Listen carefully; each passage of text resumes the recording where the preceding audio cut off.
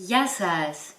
Σήμερα θα σας δείξω, βασικά θα είναι κάποιες μέρες στη σειρά. Θα δημιουργήσω μία σειρά από τις μέρες μου στην καθημερινότητά μου, το τι κάνω. Από το μοντάζ, από την καταγραφή κομματιών καινούριων, στο χαρτί, δηλαδή σε πρώτη φάση την ιδέα του στους στίχους, μετά στο Logic, το καθημερινό μου πρόγραμμα εξάσκησης της φωνής.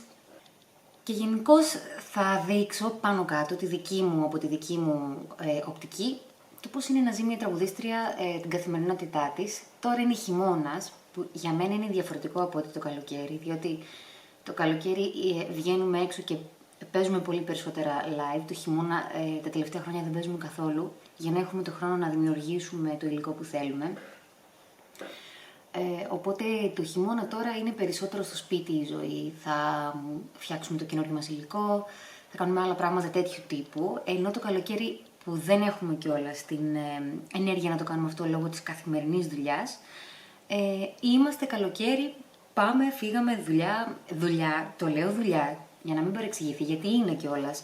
Όταν ζεις από αυτό και πρέπει να κάνεις κάθε μέρα πάρα πολύ καιρό, ένα τόσο δύσκολο, πώς να το πω, όταν πρέπει να κάνεις ακόμα και αυτό που αγαπάς για κάθε μέρα για να ζεις από αυτό, και πόσο μάλλον και για τη φωνή που θέλει πάρα πολύ προστασία, είναι από ένα σημείο και δουλειά. Οπότε αυτό κάνουμε το καλοκαίρι. Θα δείτε, επίσης θα δείξω τους τρόπους που προστατεύω τη φωνή μου, τους τρόπους που τι κάνω για να μένω ενυδατωμένη, όπως αν παρακολουθείτε τα vlog θα ξέρετε σίγουρα ότι φεύγω πάντα με το μπουκάλι με το νερό. Και τέτοια tip, όπου είναι καλό να ακολουθεί μια τραγουδίστρια, ένας τραγουδιστής για να μπορεί να αποδίδει. Πάμε λοιπόν να δούμε. Ένα από τα πράγματα που είναι πάρα πολύ σημαντικό για το πώς διατηρείς την φωνή σου σε φόρμα είναι φυσικά το να μην τρως junk πολύ. Είναι πολύ σημαντικό να τρως υγιεινά όταν μπήκε και το πλυντήριο. Όταν ασχολείσαι με αυτό και ιδίως όταν το κάνεις πολύ συχνά. Είναι πολύ σημαντικό πέρα από την ενυδάτωση και η σωστή διατροφή. Έχω ξεμάθει μπροστά στην κάμερα τόσο καιρό, αλλά θα προσπαθήσω. Γιατί τόσο καιρό κάνω τα live του καλοκαιριού και εκεί που πήρα το κολλάι, για να δούμε. Μέχρι στιγμής έχω πιει τον καφέ μου, έχω φτιάξει εδώ έναν καπουτσίνο. Αυτό που είναι πολύ βοηθητικό για μένα, έχω βρει ότι είναι πολύ βοηθητικό, είναι το γεγονός ότι δεν τρώω ζώα και ζωικά προϊόντα, το οποίο από μόνο του δεν μου δημιουργεί τόσες φλεγμονές. Δηλαδή το ότι θα βάλω φυτικό ρόφημα στον καφέ μου ή το ότι δεν θα φάω τυρί, αυγά, κρέας κτλ. Που είναι όξινες τροφές, δεν μου δημιουργούν αυτόματα πολλές φλεγμονές. Εγώ ούτως ή άλλως από μόνη μου παράγει λίγο περισσότερο φλέγμα. Κάποιες φορές βρίσκει, δηλαδή το έχουμε τσεκάρει και με την ορειλά μου, λίγο περισσότερο φλέμα στις φωνητικές χορδές, που σημαίνει ότι πρέπει να είμαι έξτρα περισσότερο ενυδατωμένη και να προσέχω περισσότερο. Οπότε θέλει όσο λιγότερο γίνεται κρεπάλες, του τέστην όσο λιγότερο γίνεται αλκοόλ, καφέ. Εντάξει, εγώ τον αγαπώ τον καφέ, αλλά δεν κάνω υπερβολές, η αλήθεια είναι. Θα πιω έναν καφέ τη μέρα. Και αν θέλω να πιω δεύτερο, θα πιω ντεκάφ. Ψωμί, πολύ γλουτένι, καλά τυριά κτλ. Όπως είπα, τα ζωικά ούτως ή άλλως το έχω αφαιρέσει ήδη 8 χρόνια από τη διατροφή μου και έχω δει μεγάλη διαφορά. Θέλει ενυδάτωση, θέλει να μην είμαι σε πολύ ξηρό περιβάλλον για ευνόητους λόγους και νομίζω ότι θα χρειαστεί να πάρω στο σπίτι εδώ έναν το ανάποδο του αφιγρατήρα, αυτό που δημιουργεί λίγο περισσότερη υγρασία στην ατμόσφαιρα. Και όσο περισσότερο γίνεται υγιεινές τροφές. Δεν είναι ότι δεν θα φάμε το junk μας που και που, θα το φάμε. Αλλά κατά κύριο λόγο, ένας μεγάλος παράγοντας της υγείας των φωνητικών χορδών και όλου του συστήματος, γιατί δεν είναι μόνο οι φωνητικές χορδές, είναι όλο το σώμα ενός τραγουδιστή, του όργανο του στην ουσία, είναι η διατροφή, παίζει σημαντικό ρόλο. Επίσης σήμερα δεν είμαι βαμμένη στο σπίτι εννοείται, διότι σήμερα έχει 10 Φεβρουαρίου και για εμάς είναι ο καιρός που ξεκινάμε να ψάχνουμε για καινούργια ξενοδοχεία. Κάθε σεζόν γίνεται αυτό το πράγμα, το οποίο είναι πάρα πολύ αγχωτικό, η αλήθεια είναι. Δεν ξέρεις τι θα γίνει το επόμενο καλοκαίρι, την επόμενη σεζόν. Είναι πολύ στρεσογόνο, αλλά έτσι έχουν τα πράγματα και κάθε Φεβρουάριο ξεκινάμε να ψάχνουμε για τις συνεργασίες με τα ξενοδοχεία, αν ισχύουν οι παλιές, αν ξεκινάμε καινούργιες κτλ.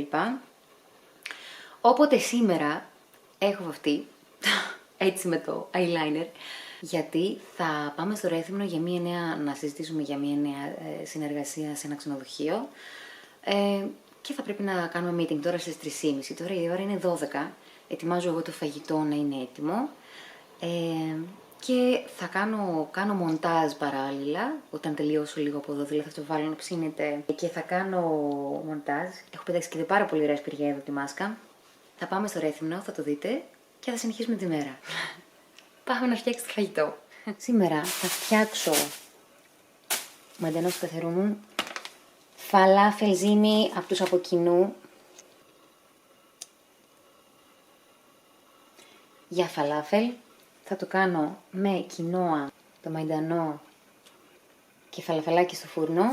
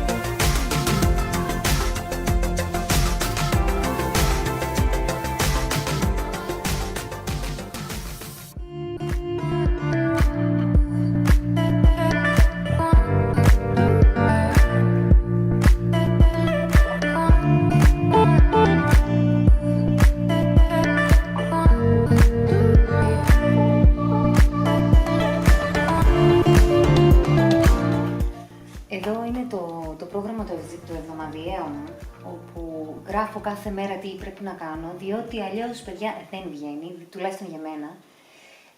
Έχω παρατηρήσει ότι μια πολύ καλή οργάνωση, πάρα πολύ καλή οργάνωση, για να μπορέσει να βγει το πρόγραμμα που έχει να κάνει κανείς από το σπίτι του, εκείνος που δουλεύει από το σπίτι του, είναι ο ίδιος ο εργοδότης του. Οπότε, αν δεν πεις εσύ στον εαυτό σου, σήμερα πρέπει να κάνεις αυτό, ό,τι έχεις να κάνεις, δεν υπάρχει περίπτωση, δεν βγαίνει. Τσεκαρισμένο.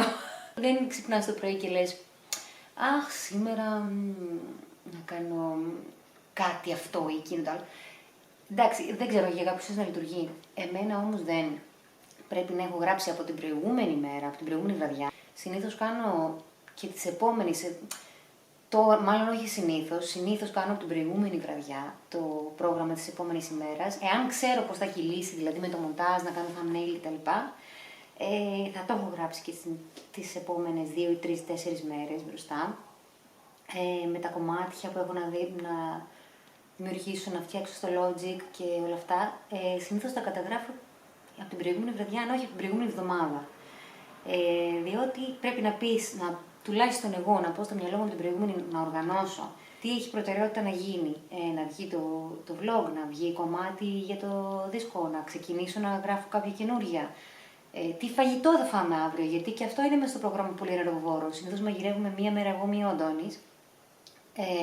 Οπότε αναλόγως με το τι υλικά έχουμε στο ψυγείο πρέπει να κανονίσουμε τι θα φάμε. Και για να μην πετάμε φαγητό, αλλά και το χρόνο μας.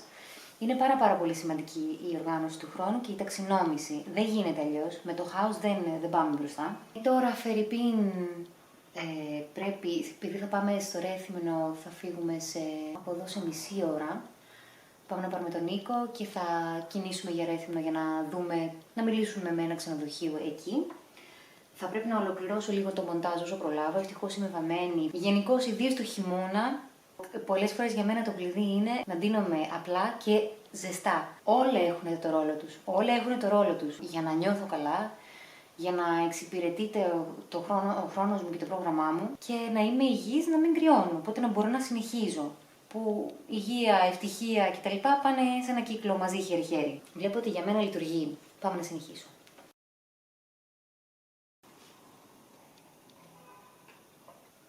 Τέλειωσα για τώρα το μοντάζ, η ώρα είναι 2. Θα πάω να ετοιμαστώ για να φύγουμε για το Ρέθυμνο. Κανονικά μέχρι τώρα, από το πρωί βασικά, θα είχα κάνει τις ασκήσεις μου τις φωνητικές. Διότι με το πρόγραμμα σήμερα να πρέπει να πάμε Ρέθυμνο για να μιλήσουμε για δουλειά δεν μου βγήκε, δεν θα προλάβαινα. Αλλά κανονικά κάνω κάθε μέρα. Αυτό είναι ένα από τα πιο σημαντικά πράγματα, το οποίο ομολογώ δεν το έκανα αυτό το καλοκαίρι ιδίως, για να ζεστάνω τις φωνητικές μου γαρδές πριν μπω στο live. Γι' αυτό και φέτος θεωρώ ότι ήταν η λιγότερο καλή απόδοση, για να μην πω η χειρότερη απόδοση. Εντάξει, είναι και ψυχολογικά, είναι και η ψυχολογία παίζει πάρα πολύ ρόλο στο τραγούδι, αλλά έπρεπε ακριβώς επειδή επηρεάζει η ψυχολογία πάρα πολλές φορές, ακριβώς επειδή ήταν πιο στρεσογόνα η κατάσταση και μετά τις καραντίνες και λόγω ότι δεν ξέραμε αν θα έχουμε δουλειά, ήταν περίεργο το πρόγραμμα, ξανά να βγούμε. Έπρεπε ακριβώς γι' αυτό ένα παραπάνω να κάνω ασκήσεις. Warm-up, το οποίο δεν το έκανα και γι' αυτό ήμουν πολύ stiff, πολύ σκληρή, είχα σφιχτεί. Οπότε αυτό είναι καλό να γίνεται έτσι κι αλλιώς, με live ή χωρίς εννοείται. Θεωρώ κάθε μέρα ή τουλάχιστον 5 φορές τη βδομάδα και όχι πολλά πράγματα. Δηλαδή τώρα έχω βρει κι εγώ κάποια βίντεο στο YouTube χαλαρά, γιατί δεν κάνω τώρα μαθήματα φωνητικής με κάποια δασκάλα, θα πρέπει να το ξεκινήσω, θέλω. Οπότε βρίσκω ασκήσεις φωνητικής που θεωρώ ότι ανταπεξέρχομαι και ότι είναι εντάξει για μένα, έτσι ώστε σιγά σιγά να ανεβαίνω και να πηγαίνω. Μετά από τόσο καιρό ιδίως που είχα αφήσει μια ολόκληρη σεζόν το warm-up και σιγά σιγά πηγαίνουμε παρακάτω. Ανέβηκε και το vlog 19. Γεια σας ξανά. Πάμε να πάρουμε τον Νίκο μας, να πάμε στο Ρέθυμνο αυτή τη φορά, όπως σας έλεγα, θα πάμε να μιλήσουμε με τη διευθύντρια ενός ξενοδοχείου για να δούμε τι θα γίνει αυτή τη σεζόν. Αντώνη, για πες, πώς είσαι κάθε φορά που κάνουμε αυτό το ψάξιμο? Εντάξει, ναι, υπάρχει άγχος να δούμε πώς θα κλειστούν οι δουλειές στη σεζόν.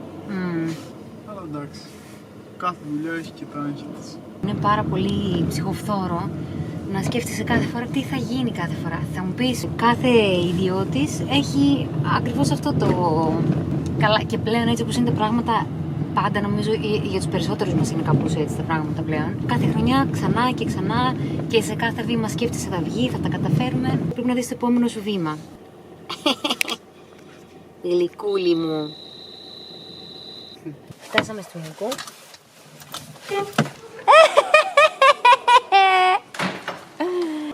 Τι γίνεται? Λέει καλά. Κάστανε, καλά ξυπνητούρια. Δεν ξύπνησα. Είναι από το φαΐ. Α, είναι από το φαΐ. Ρε, έφτιαξε το στούντιο, τέλειο. Δεν το έφτιαξα.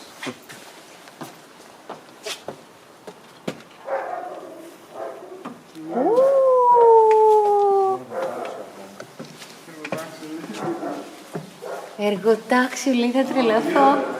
Πλάκα μου κάνεις. Ω, βαριά πόρτα, ρε. Ναι, τα πιο μικρά ήταν. Wow. Α, και εδώ είναι εξαιρισμός, Νίκο, Αυτό εκεί θα μπει εξαιρισμός. Καλά, είναι φανταστικά αυτά τα φώτα. Νίκο, είναι θεϊκά, μπράβο. Είναι τέλεια. Δεν ξέρω αν θα καλύτερα εδώ. Είναι πολύ καλή φάση, γιατί ας πούμε και είναι ότι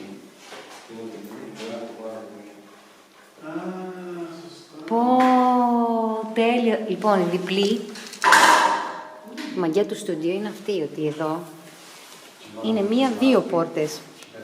Εδώ ενδιάμεσα είναι το κοινό για να μην υπάρχει Για να μην περνάει ο ήχος. Όλο το στούντιο δηλαδή είναι room in a room. Είναι ένα δωμάτιο μέσα σε ένα άλλο δωμάτιο και ενδιάμεσο κενό, με επιτρογράμματα νομίζω, που το έχουν φτιάξει ο Νίκος με τον μπαμπά του.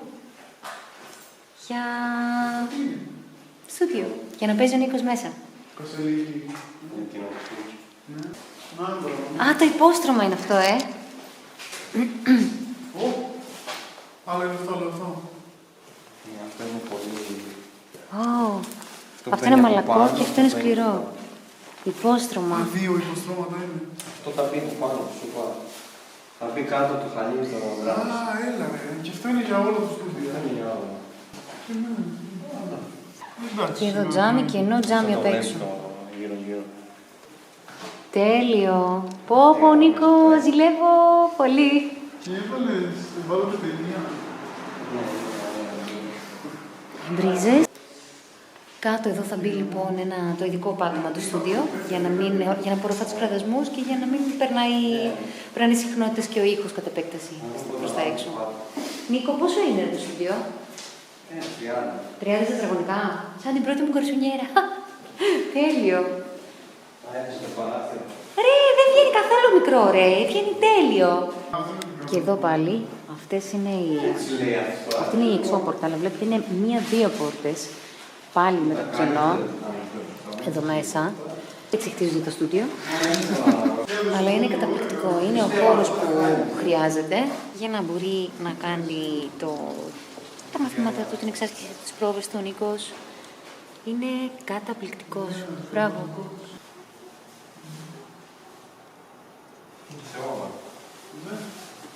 Αυτό είναι το πάτωμα λοιπόν. Άρα θα μπουν δύο υποστρώματα και το πάτωμα. Ένα υπόστρωμα. Ένα. Το δεύτερο πάνω στο drums. Είμαστε λοιπόν εδώ μέσα στο αμάξι και συζητάμε. Η μπαταρία από την κάμερά μου αυτό ήταν και δεν πήρα άλλη, τέλειωσε. Οπότε συνεχίζουμε το κινητό. Πάμε λοιπόν, οδηγούμε προς Ρέθυμνο. Τώρα συζητάμε την κατάσταση αυτή και με τον Νίκο. Γεια Νίκο! Πόσο δύσκολο είναι για μας κάθε χρονιά και τι πρέπει να κάνουμε. Τώρα θα πρέπει να τσεκάρουμε το χώρο, να δούμε πού θα μπορούμε να στηθούμε, πώς θα γίνει, τα οικονομικά, αν θα τα δεχτούν. Δηλαδή μια ολόκληρη διαδικασία η οποία είναι πάρα πολύ ψυχοφθόρα. Για να δούμε. Ελπίζω να πάνε πάρα πολύ καλά τα πράγματα. Για να δούμε.